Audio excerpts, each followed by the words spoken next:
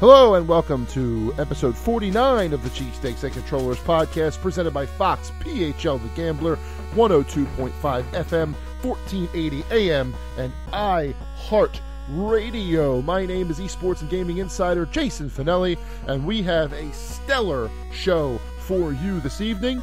Two big-time interviews, one for esports and one for general gaming that I'm very much looking forward to, both with a Philly flair that I think you will enjoy. But let's not waste any more time and get right into the 6 in 60 seconds. Your Philadelphia Fusion start the June Joust qualifiers against the New York Excelsior on Saturday and the Chengdu Hunters on Sunday, both at 8 a.m. Eastern Time. The League of Legends mid-season invitational knockout stage will see Damwon Gaming taking on Mad Lions and RNG facing PSG Talon in the knockout stage. Cloud9 and Pentanet were eliminated.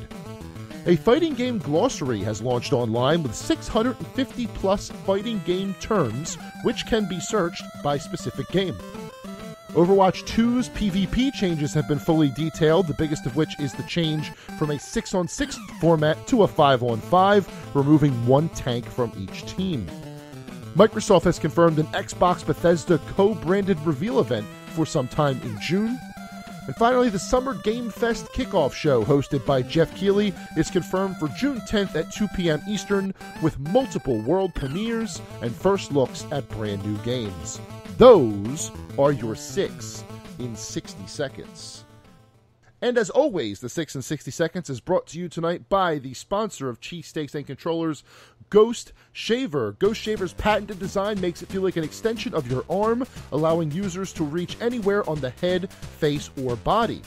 It features a precision cutting system that features superior lift and cut technology that removes hair from your head with precision, giving that close and smooth shave with no mess. Say goodbye to nicks, cuts, irritations, bumps, and burns, and say hello to the Ghost Shaver. Ghost Shaver, a shave above the rest. Yes, folks, those are your 6 in 60 seconds for the week. The Microsoft confirming the Xbox Bethesda co-branded reveal event for sometime in June, just as I think somebody called on this show last week. Not going to say who that is. But the big news, probably, as far as we are concerned, is the changes coming to Overwatch 2's PvP, or player versus player, because that will have a direct effect on the Overwatch League. I could not process this news by myself, so like I did with the May Melee and Will English, I have brought in a ringer to help me talk about not only these big Overwatch 2 changes, but also to talk about the upcoming June Joust matches this weekend. With Philly Flair, I introduce to you from Win.gg and Nerd Street Gamers, Jess Scharnagle. Jess, how are you?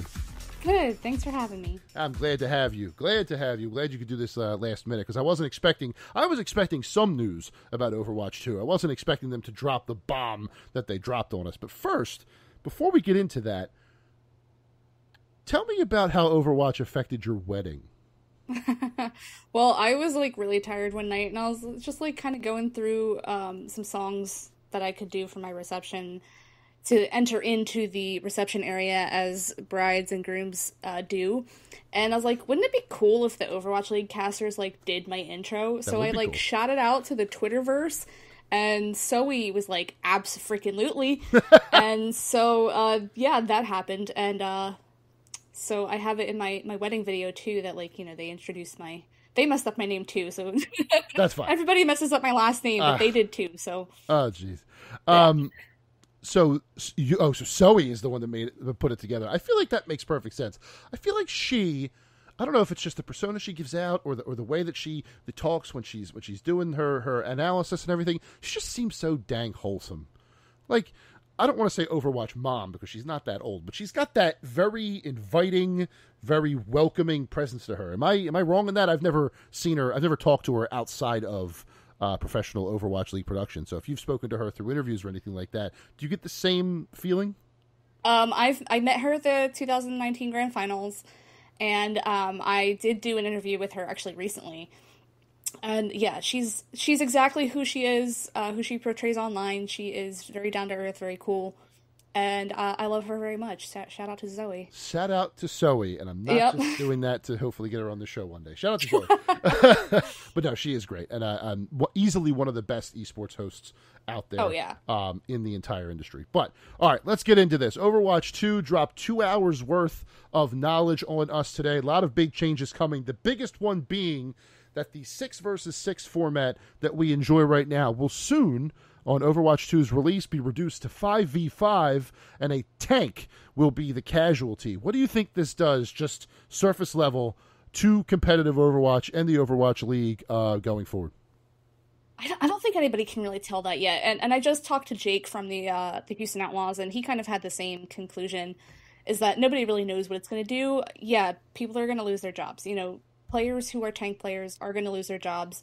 As far as the game goes, I think it's healthy. I think a lot of people don't want to play tank, and Jake made that point too. You know, he's not sure about, like, you know, the lower levels, but as far as everybody understands, nobody really likes playing tank, so this kind of helps with that problem.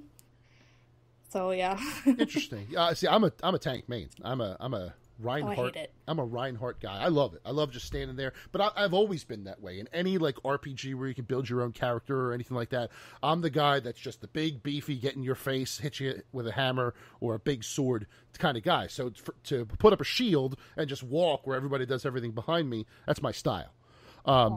Yeah, I've always been that way. I don't really know why. I'll play like D.Va and that's it. D.Va? Yeah, I don't mind D.Va either. Reinhardt and I like Roadhog too, but I feel like Roadhog is going to be the one that's going to suffer the most with this new rule, just because he doesn't have the shield like the other tanks do to protect him. Yeah, that was my first thought, is that, okay, well, what are they going to do to the off tanks? You know, they have to do something to the off tanks to make them viable in play, right? So, like, whether it's designing a map around them or buffing them so that they have some kind of viability in picks, that was my first thought. Like, there has to be some sort of like if they could start, like, if sticking or even glass cannons where they're a little bit weaker than main tanks, but they hit that much harder. There's got to be some sort of balance in there to make up for the fact that they don't have a tank with them anymore. It's a fascinating thing to think about. The more thought I put into it, the more comes up. Right? The more, like, the more, like, what are they going to do here? What are they going to do there? And I'm sure they've been dealing with that for years now, because we haven't seen Overwatch 2 since, what, BlizzCon 2019 or 18? It's been a very long time, and obviously they put a lot of work into it, but there are a lot of questions going in. Let's get into now the second big thing, I think, from this event, and that is the new mode. We saw a little bit of it at that BlizzCon debut, but now we got to see a lot more in this new mode called Push. Can you run us through what's going on in Push? So, from what I am understanding, and this is what I wrote in my article, so I hope it's right. That article, by the way, is nerdstreetgamers.com. Check it out, nerdstreetgamers.com. All about all the details of this Overwatch 2 video. Go ahead, sorry. Yes, and the street is ST instead of a full street. Yes, nerdstgamers.com. That's right. Yep. That's right. So, from what I understand, everybody starts equidistance, kind of like you do with the control, and you have to push this robot, essentially, get this robot to push a barricade 2 different points on the map. And they actually even named the robot TWO. I don't know if they're calling it 2 or TWO, but I heard both during the video. There wasn't really clear. Yeah. So I just kind of put it in all caps and hope for the best. The clock starts at 8 minutes. The robot unlocks in 30 seconds. And then in order to move the robot, same thing as, like, you know, payload, you have to stay near it. And then the players got to stay near him and escort him throughout the track. And then each time the players hit a checkpoint for their specific side, they unlock a forward spawn. So, and then so they can spawn further down the path. Right. But if the other team moves the robot back over that spot, they lose their spawn room. So it's tug of war. Yeah, essentially. And then the way to win is that at the end of the 8 minutes, whoever pushes the farthest wins, or if they push it all the way down the track, they instantly win.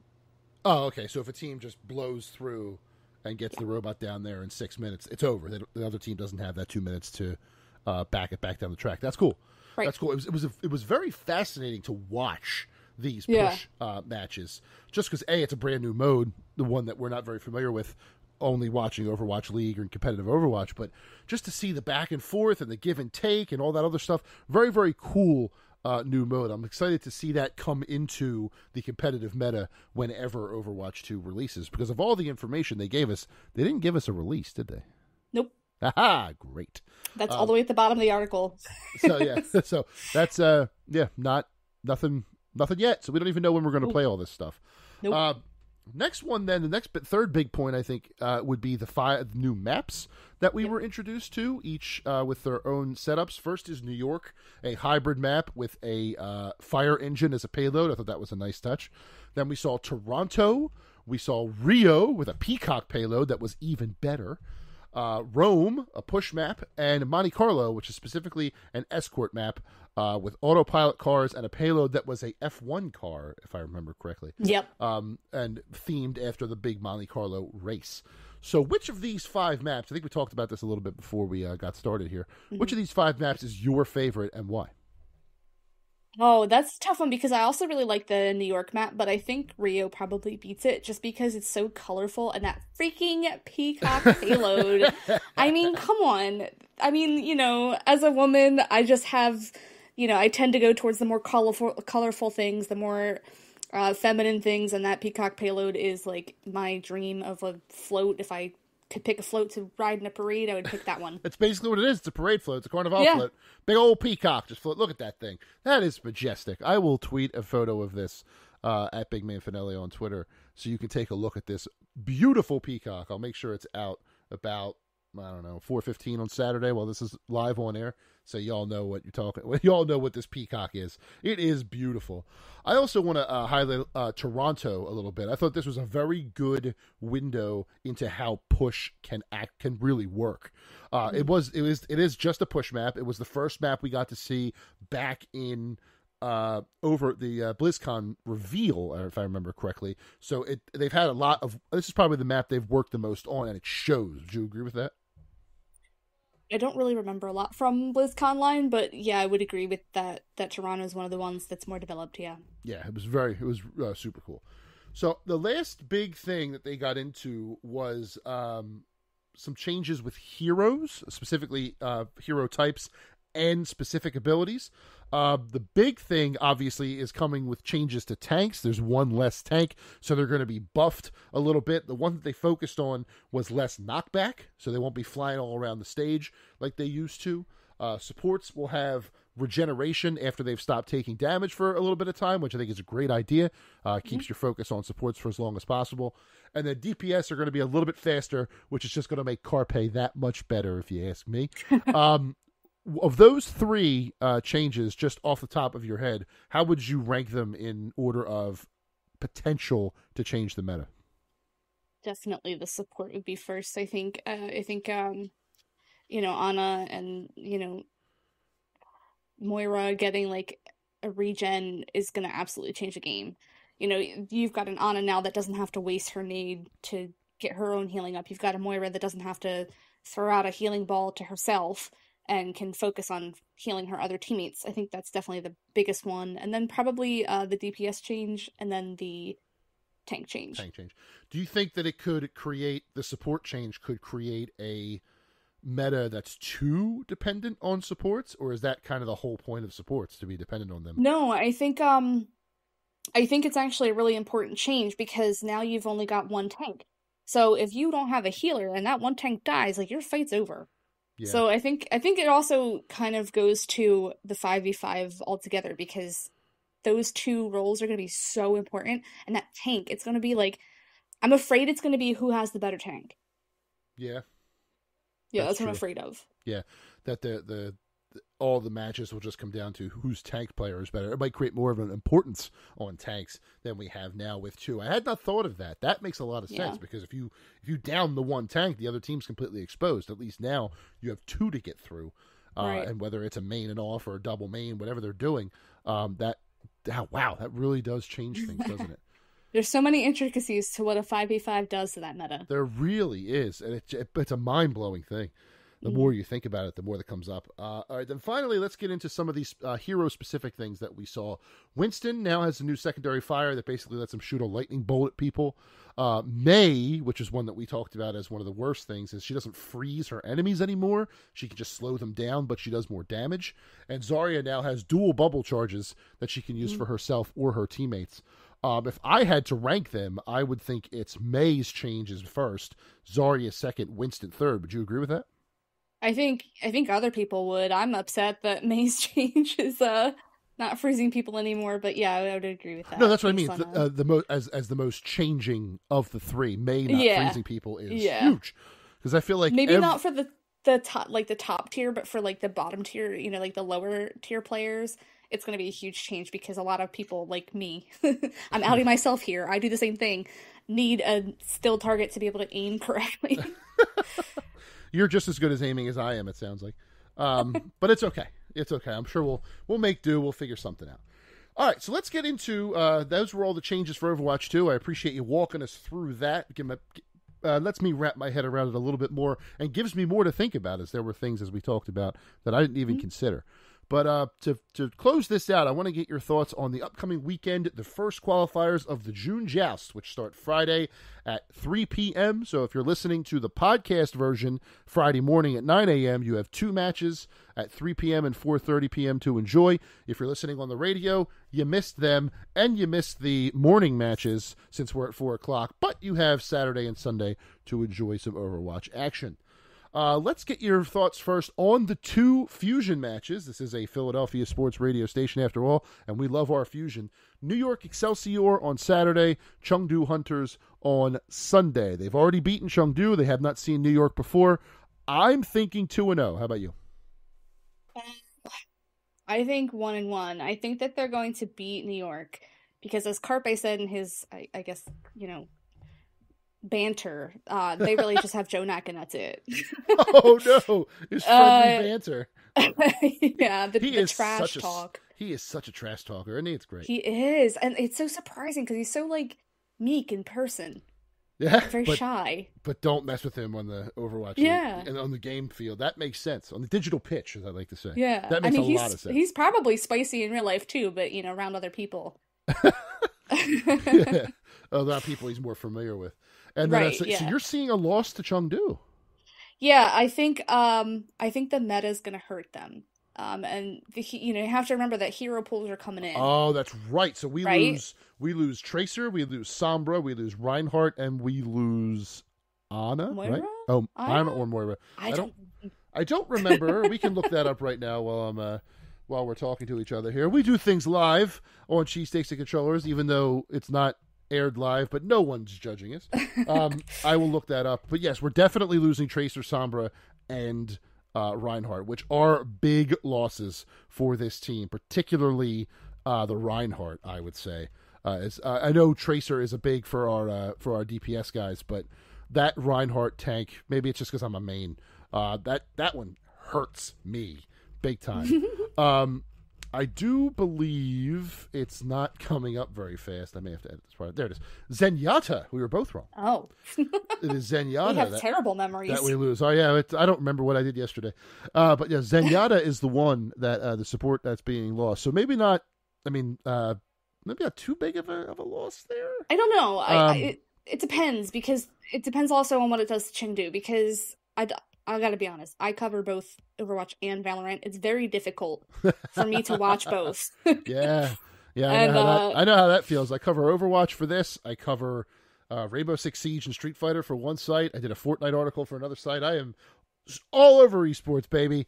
I wouldn't have it any other way, but it means that my memory is sometimes short, as you all just witnessed by the fact that I had to search this image to find out who the band support was. And for those who don't know, hero pools means that for the entirety of the June Joust, Tracer, Sombra, Reinhardt, and Zenyatta are ineligible. They're banned. They're not allowed to be used. So teams have to adapt and use other tanks in order to succeed and find a new chemistry as it is to succeed. It's a way to get people to see more heroes. I think it's kind of cheap. I do too. I don't know that I like it all that much. I hate it. If it was like a fighting game, the people would cry. So I don't know why they do it here, and as they should. Fighting game hero pools like this would be nuts. But yeah, I do agree with that the pools will affect things, but they could affect Chengdu just as much. Yeah. The thing is, like, there's no like standout hero that was banned that is going to really affect the fusion that much. True. But at the same time, I don't know. Maybe it's because I'm not really that much of a fusion fan anymore, but maybe it was because I was a fusion fan for so long. I just kind of, I have that, like, well, if I lower my expectations, I'll be pleasantly surprised later. Now, wait a second. Is that because you're a Fusion fan or because you're a Philadelphia sports fan in general? Both. Because that is a permeating feeling that I have known my entire life, and we just applied it to the Fusion. Yeah, I mean, it's kind of like a natural transition, right? Because we got, like, the Phillies took forever to get another World Series. Yes. And then even this team, they were the first ever season runners-up. They knew exactly what city they were playing in just from the beginning. But yep. All right, so that is I will let you go on that. I do appreciate you coming on today and coming and talk to me about all things Overwatch, about this Overwatch 2 news and our fusion going into the June Joust. Look forward to everything you have coming up at win.gg and at Nerd Street Gamers. Any big things in the pipeline that you want to pitch right now or plug right now, or should we just look for your name at the top of the Nerd Street Gamers banner for weeks to come? Yeah, I'm going to be covering a lot of Valorant next week. So yes, we've Masters 2, Reykjavik. Yeah, we've already got the schedule for me and Mitch are covering that for Nerd Street, so that'll awesome. be next. And then I've got a Twitter. I'm sure you can find it wherever you found this podcast. I'm sure he'll tag me in it. Yeah, I will. Because my last name's not easy to spell. No, I'm going to make sure that everybody. I'm going to point to it and say, make sure you get the spelling right if you want to see this person. Yes. So, Jess Scharnagle, I thank you so much for your time and for your insight here, and hopefully we will get you back in the near future. Jess Scharnagle, everybody. Yeah, thank you. And welcome back to Cheesesteaks and Controllers, ladies and gentlemen. Before we get into the second interview of the show, I can't believe I'm saying this, but there's actually enough games coming out to do a full on tap segment this week. I have 6 games worth your time and consideration if they're the kind of games that you like to play. So get out, dust off those glasses, clean them out in the sink, raise them high, and have a taste of what's on tap.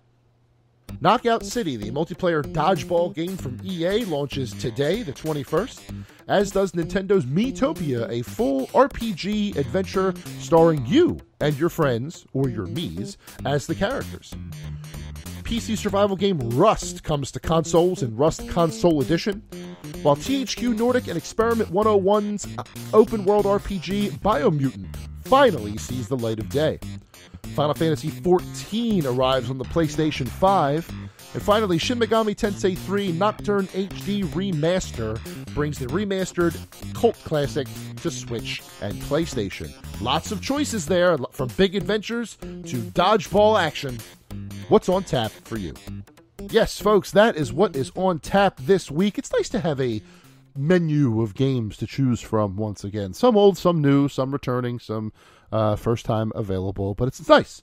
It's nice to have a choice of new games to check out before the big summer rush comes in and you hear about everything that you're going to be playing in the fall. Speaking of the fall, our second interview of the night has to do with something coming out this fall, because right now I have one of the most exciting interviews I have done for this show so far. It's always nice to interview a developer, to hear about someone in the trenches making games, letting us know how the process works and what's coming out soon. It's even better when that developer is right here in our fair city of Philadelphia. And I have, from the PHL Collective, say hello to Nick Madonna. Nick, how are you, sir? Doing great, Jason. Thanks for having me on. Absolutely. Tell me a little bit about how the PHL Collective started. I would imagine that a lot of local gamers aren't even aware that there is one developer in the city, let alone a robust scene, which we'll get into in a little bit. But tell me about your personal journey and how PHL got started. Yeah, totally. Yeah, PHL started, almost 8 years ago at this point. We kind of fly under the radar a little bit just because, we're not really good at social media or, getting ourselves out there. We make games. It's kind of what we do. But I started the company after spending, almost 10 years in AAA. No, actually less than that. But yeah, I was making AAA shooters for a long time, and Wow. I decided to kind of venture off onto my own and do my own thing, and that's where PHL Collective started, and here we are. That's the short of it. So what games were in your prior portfolio, just to give the folks a bit of an idea of what you were coming from? Sure, yeah. So in my early days in the QA department, I worked on Final Fantasy 12, and I worked on Fear. If anyone's played that. Yes, Fear. That's it. I famously played that game by watching a little bit on YouTube and then playing it for myself and then watching the next part on YouTube and playing it for myself because I'm a big wuss. I mean, I'm going to admit it. I'm a big wuss. I love that game. It's so good. Despite working on it, a lot of people when they work on a game, they get sick of it. But like, I actually last year went back and played all 3 Fear games, and I still love them. I still love them so much. Yeah, the fantastic stories. Again, I find myself in a bit of an internal quarrel because I love the stories, I love the characters, I love the way that those games go. But I'm just a big wuss. I can't do it. I don't know why. There's a lot of jump scares, but also like a lot of really great like visceral gunplay. It's so satisfying. Very cool game. And the first game to really lean around corners. Yeah. The first Fear had that kind of like on the D-pad, at least on consoles, you can kind of do a little bit of a lean. Yeah, it was awesome. From there, I went on to work at Saber Interactive. So did Time Shift, Inversion, Halo Anniversary, Master Chief Collection, a bunch of different things that were in that kind of like AAA shooter space in the first and third person. So I really got my teeth, I cut my teeth, at Saber Interactive, and then really kind of learned a lot working on big games there. They've gone on to do great things, and I just decided that I wanted to kind of try to do it myself, so I left. What went into that decision? What was basically the main deciding factor in wanting to venture on your own? You know what? I felt like at the time it was a combination of things. So one, although I really loved making the big AAA shooters, I wanted to try to see if I could apply some of those AAA production processes to smaller games. Sure. It was kind of the beginning of that kind of indie game development scene. Xbox Live Arcade was really kind of providing access for a lot of developers to release their games without a publisher. Humble Bundle, a lot of kind of like online storefronts were coming up outside of Steam. So the bar was kind of being lowered quite a bit, and access was being granted to a lot of developers. And I thought, look, if I'm ever going to bet on myself, now seems like a good time to do that because it's more access than anyone's ever had before. So, I saw an opportunity and I decided to go for it, and here we are. So my next question is pretty simple. Why Philly? That's where I'm from. Yeah, homeboy. I like that. Yeah. And you have family here, I assume? Yeah, so my family, everyone's from South Philly, South Philly Italians. Oh, man, I love it. I love it. They left South Philly after a while and moved to the burbs, so I grew up in Havertown. And, after working in, Los Angeles and St. Petersburg, Russia, and New Jersey, I decided that, when I started this thing, I was going to come back home and see what I could do here in the city because there really wasn't a lot going on at that time. You're a Delco boy too?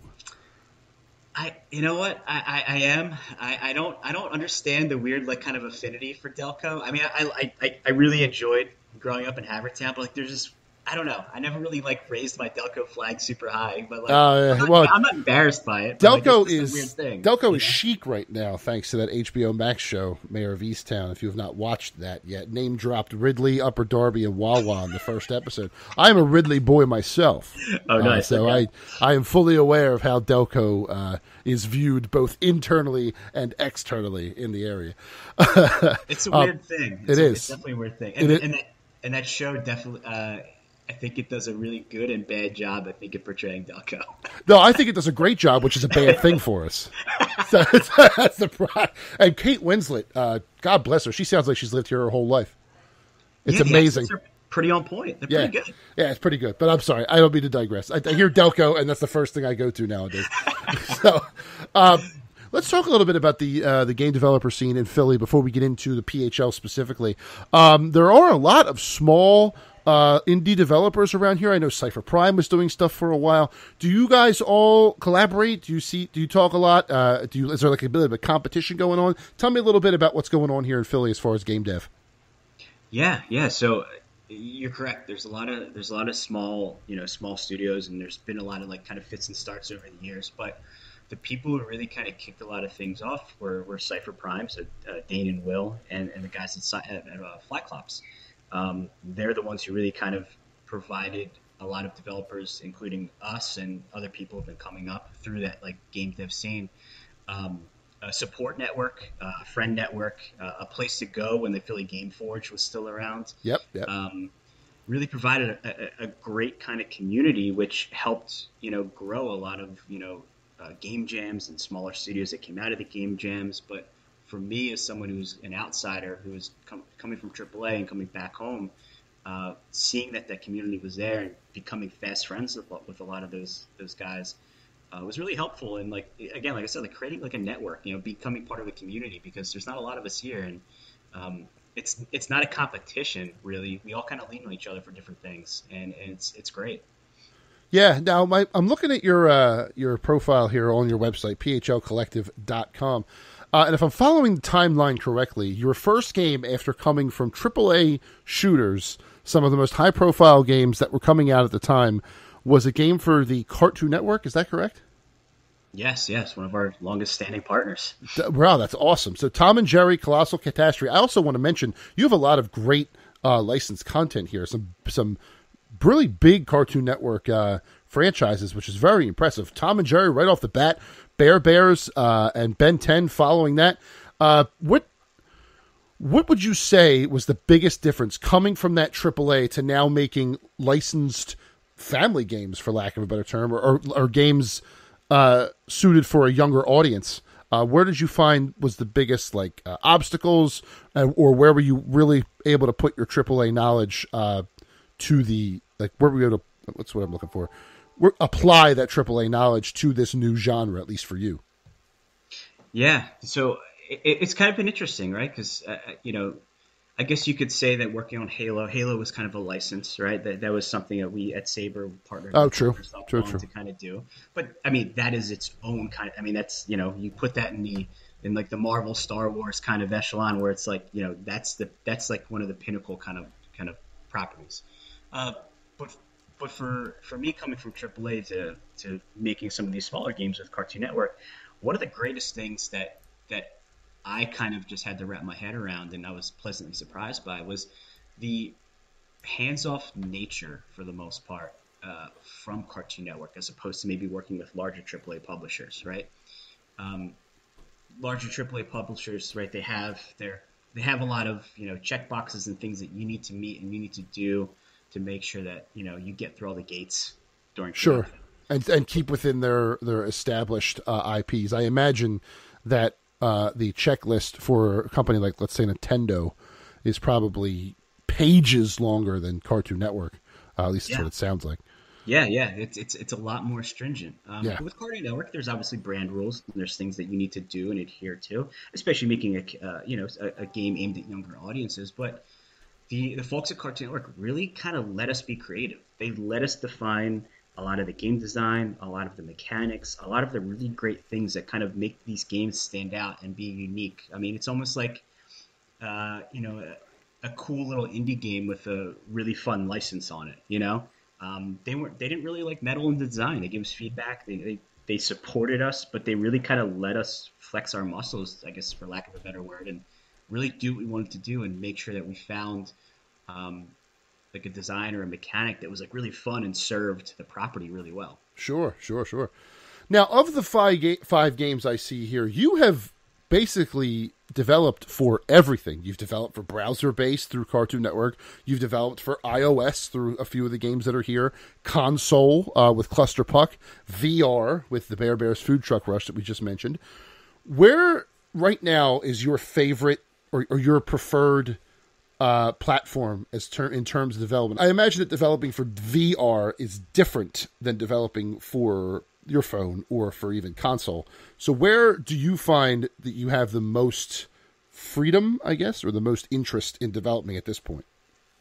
Yeah, for us, we're primarily a work for hire studio, right? We have a lot of partners, a lot of people come to us to develop content for them. So our skill set, as you mentioned, is very wide. So mobile, VR, console. I mean, our website's, kind of really out of date. It doesn't have everything we've ever done on it, but our strength as a partner is to be able to develop anything for anyone on any platform. Now, That's cool. where we kind of like really love kind of making games for console. So most of our games, ones that we have in development now, ones we have in development that are coming out next year, and the one that we just released in October called Ben 10 Power Trip, which is a big open world Ben 10 game for all the platforms, and we handle everything in house. So all platform stuff. We don't do any kind of external porting. We do all that development in house here in the city, and it's our favorite thing to do because we really want to, we really like seeing our games on console. We love seeing our games in a box. We love seeing them on, PS5 and, Xbox Series X. And that's just really cool to us. And I think as we continue to move forward, we'll do anything that comes along that seems like a really good opportunity. But console is like where I think our hearts are. Sure. All right. So this week, you had yourself a big old announcement, your next game coming out. Give us all the fresh details, Nick. The floor is yours. What do you have next coming from PHL Collective? Absolutely, yeah. So our big new game that is coming out this year is called Addams Family Mansion Mayhem. And it's a game starring the Addams family, the kind of creepy family that everyone loves. And it's going to hit stores later this year alongside the new animated movie, or the sequel to the 2019 Addams Family movie that is coming out. So that's perfect. Super excited to be partnering with MGM and our publisher Outright Games to release a new title. And we're really excited by this Addams Family game that everyone will get to play later this year. Where will we be able to play it? Every console. Every console. Every console except PS5 at this point. That's excellent. And what kind of are we talking about? Like a third-person adventure? Are we talking about what are we going to be doing in this Addams Family game? It is a multiplayer family platformer. So think of something like Super Mario 3D World. Okay. So you can step into the shoes of Gomez or Wednesday or Pugsley, whoever you want, and you guys will be exploring the deepest, darkest kind of regions of the mansion and going through this kind of cooperative, fun multiplayer platformer. So it's got to be really cool to be first working on an IP from your childhood, because I hear the Addams Family and I go back to like Raul Julia as Gomez in the 90s. God bless that man.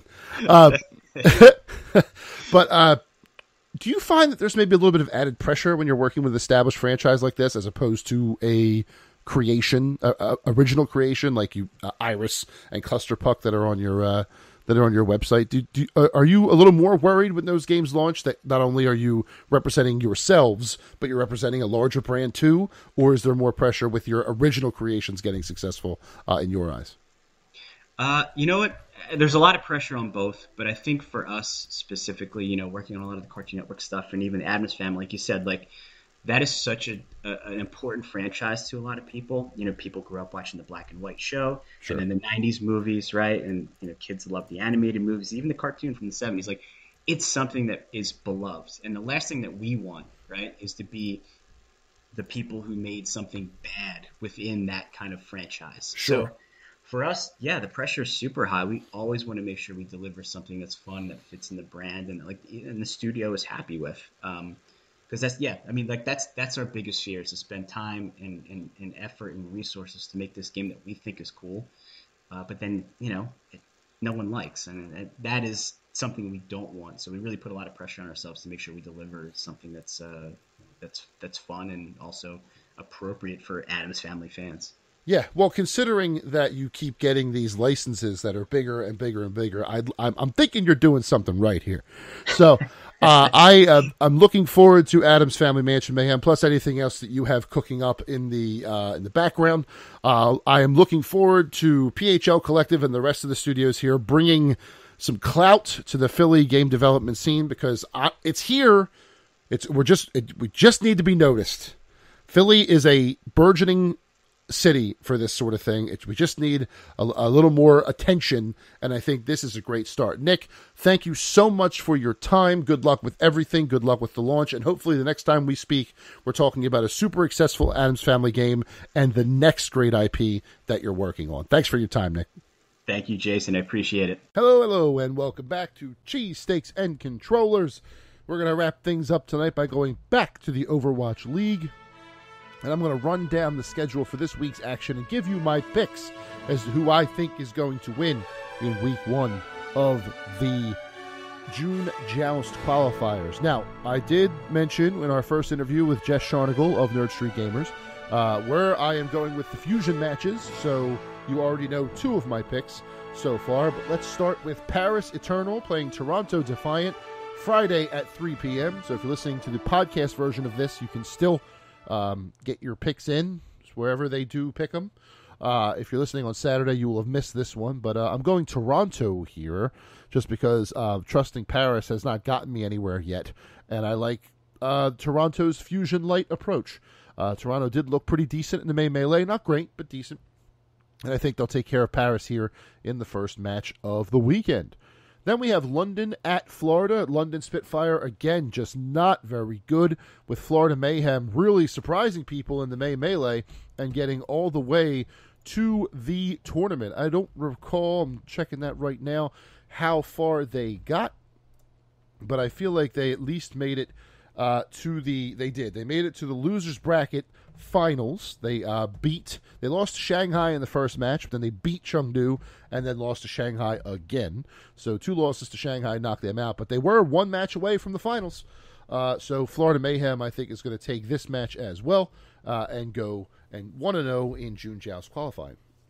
Then Saturday morning, 5 a.m. Eastern Time, we're looking at Guangzhou and Hangzhou. Guangzhou Charge and the Hangzhou Spark. This is a match that is too tough to call because both of those teams are not very good. I think Hangzhou is slightly better than Guangzhou, so I'm okay with going Hangzhou here. And then the second match of the eastern side, we have Shanghai and Chengdu. This is a toss-up, really. Both these teams finished May Melee strong, making the Final Four in Hawaii. I think Shanghai is starting to figure out where they want to be for the rest of the year. They're starting to really find their footing after a great push in the finals of the May Melee. So I'm going to go Shanghai over Chengdu here. Although Chengdu did beat Shanghai already once, didn't they? That's a tough call. I'm going to flip the coin, and the coin says Shanghai, so let's go with Shanghai in that match number 5.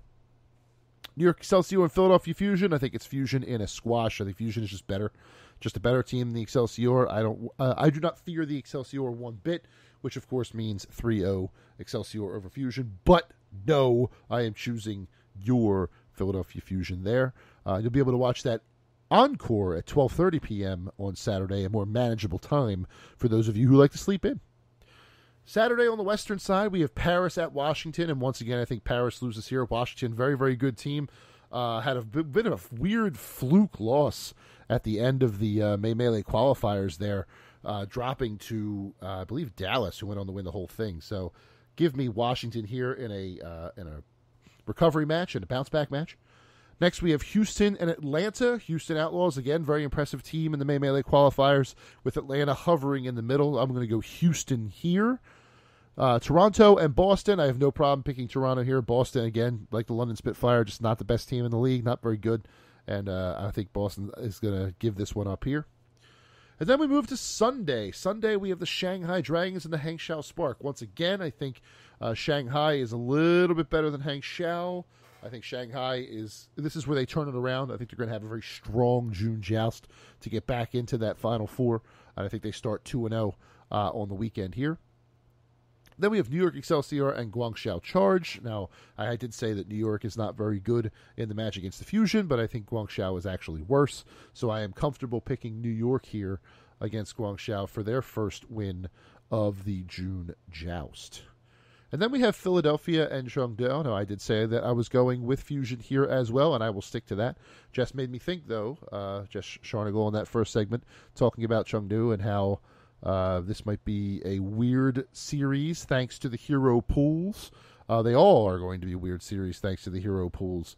But I think the Fusion can overcome and take out Chengdu to go 2-0 for the first week of June Joust, just like they did in the May Melee.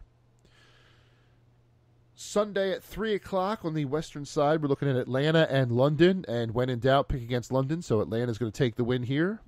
Washington and Boston, the second match of Sunday's card in the West. Again, when in doubt, don't pick Boston, so Washington Justice going 2-0 here.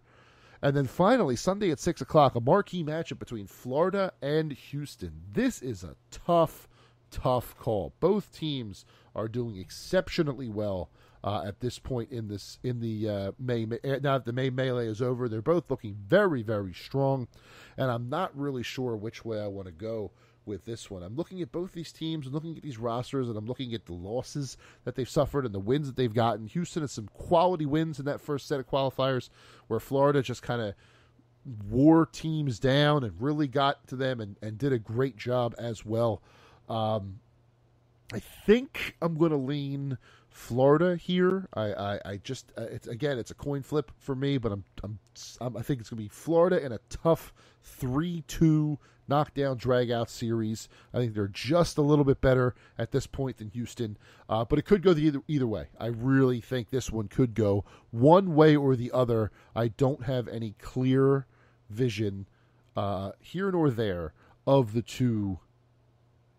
series here, Florida versus Houston. It's a tough call, tough draw, and that's where I'm sitting now. So Florida is my pick. So let's run down the entire week's worth of matchups here. First, we have Toronto over Paris and Florida over London in the Friday matches. Saturday morning in the eastern side, we have Hangzhou over Guangzhou, Shanghai over Chengdu, and Philadelphia over New York. And then Saturday afternoon, we have Washington over Paris, Houston over Atlanta, and Toronto over Boston. Sunday on the eastern side, we have Shanghai over Hangzhou, New York over Guangzhou, and Philadelphia over Chengdu. And then finally on the western side, on Sunday, we have Atlanta over London, Washington over Boston, and Florida over Houston. That is 12 big-time June Joust qualifier matchups to whet your Overwatch League palate after a week off. The Dallas Fuel, the champions of the May Melee, are sitting out this week, as are the always dangerous San Francisco Shock. We will see them next week taking on the Dallas Fuel Open against London, and San Francisco opens against Toronto on Saturday. But Sunday, May 30th, they face each other in what will be the marquee matchup of the Memorial Day weekend June Joust matches. Very, very excited for that one. That one's going to be an absolute killer. Dallas is super hot right now. Very representative of that blue flame in their logo. And San Francisco is, well, they're San Francisco. Two-time defending champions. Can never really count them out.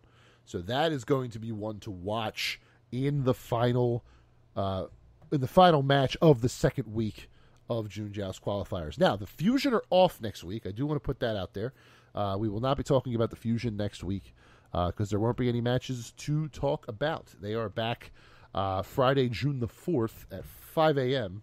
Is when they're back for more. So that is not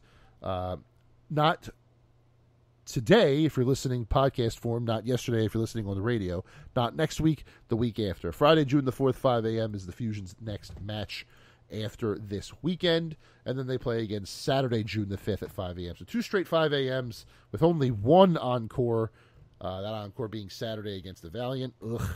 That's an early morning for ya boy, but we'll see what happens. Looking forward to it. Looking forward to June Joust getting going here. I think the Fusion going 4-0 in the qualifiers really bodes well for them. but I also think that loss in the May Melee shows some weaknesses, and the hero pools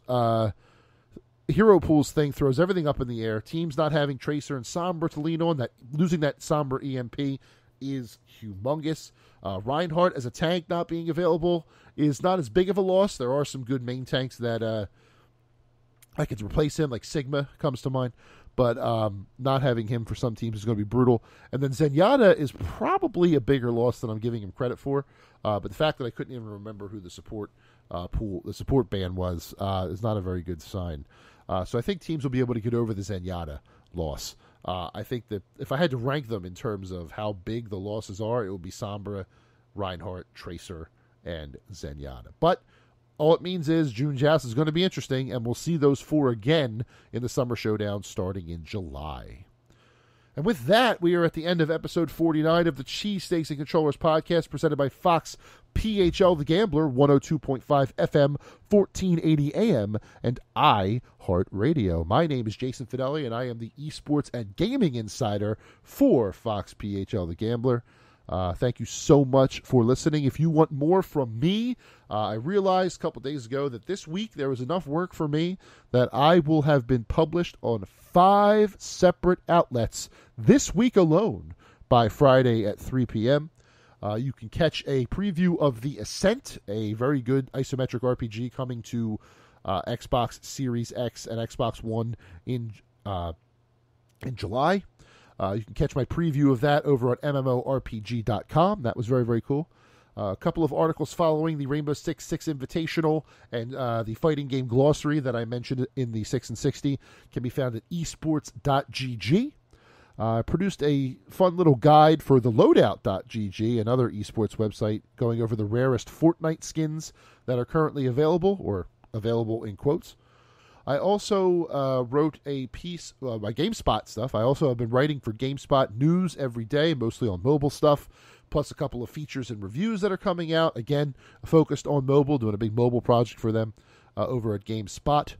And then a couple of news articles at Super Parent, a video game website focused on games for kids and younger folks, focused on the parents that are playing them or that are watching their kids play or buying games for their kids. Very, very cool website, good resource for parents with kids who are into games, and it gives them all the lowdown on what they need to know. So check those out on those multiple websites. I am everywhere with gaming right now. You can find me on Twitter at BigManFanelli, which will have links to all those articles. If you want to see my actual portfolio, you can go to muckrack.com/Jason-Fanelli. That has a list of all of my articles as they are uploaded, completely kept by somebody else. I don't have to do it, which is really cool. And yeah, that's it. So that has been episode 50 of Cheesesteaks and Controllers. Have yourselves a great, great week and a great, great weekend. And I will see you next week for episode 50. We're here. We made it. It is coming. Got some big stuff planned. 2 fantastic interviews. One from one of the best journalists out there right now, and one from another long-time part of games media. You might know who he is. He's kind of funny. See you next week.